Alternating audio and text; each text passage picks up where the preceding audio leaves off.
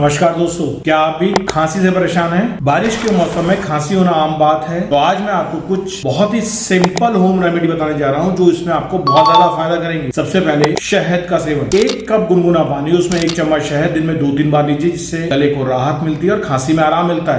अदरक में anti inflammatory properties होती है। 1 चम्मच अदरक का रस और 1 चम्मच शहद, इन दोनों को मिक्स करके दिन में 2 से 3 बार इस्तेमाल करें।